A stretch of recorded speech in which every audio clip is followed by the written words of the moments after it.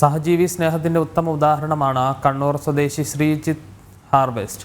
പേര് പോലെ വ്യത്യസ്തമാണ് ശ്രീജിത്തിൻ്റെ കർമ്മമേഖലയും. പരിക്ക് പറ്റി ആരും നോക്കാനില്ലാത്ത ജീവികളെ സംരക്ഷിക്കുകയാണ് ശ്രീജിത്ത്.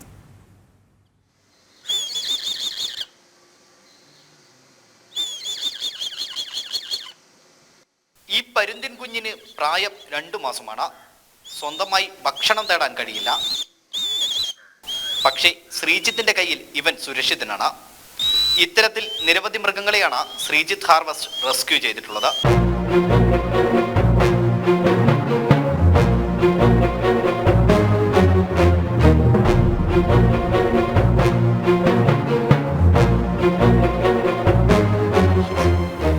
ചിറകിന് പരിക്കേറ്റ് പറക്കാൻ കഴിയാത്ത പ്രാവും അതിഥിയായി ഇപ്പോഴുണ്ട്.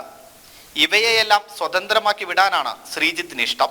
അസുഖം ഭേദമായാൽ തുറന്നു വിടുകയാണ് പതിവ്. റെസ്ക്യൂ പ്രവർത്തനത്തിൽ ഏർപ്പെട്ടിട്ട് 7 വർഷമാകുന്നു.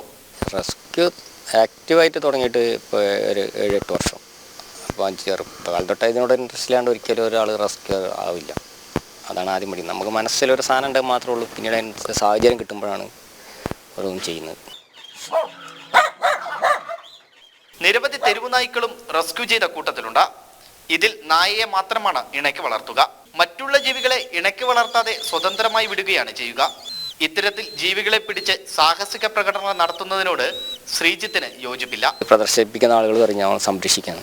അത് സംരക്ഷണമായിട്ട് എനിക്ക് തോന്നുന്നില്ല. ഒരു കാരണവശാലും അത് സംരക്ഷണമായിട്ട് ഞാൻ ചിന്തിക്കുന്നില്ല. അപ്പം കണ്ണൂർ ജില്ലയിൽ ഏകദേശം 60-നടുത്ത ആളുകൾ റെസ്ക്യൂസ് ആയിട്ടുണ്ട്. ഡിപ്പാർട്ട്മെൻറ്റിലും ഇതിലും കൂടി ആയിട്ട് ലൈസൻസ് കിട്ടിയ ആളുകളുണ്ട്.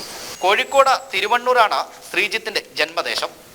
ഫോറസ്റ്റ് ഡിപ്പാർട്ട്മെന്റിൽ റെസ്ക്യൂ വാച്ചറായി സേവനമനുഷ്ഠിക്കുന്ന ശ്രീജിത്ത് 20 വർഷമായി കണ്ണൂരിലെത്തിയിട്ട് പാതിരാത്രി ആയാലും ഒരു ജീവിക്ക് എന്തെങ്കിലും ആപത്ത് സംഭവിച്ചാൽ ശ്രീജിത്ത് ഓടിയെത്തും.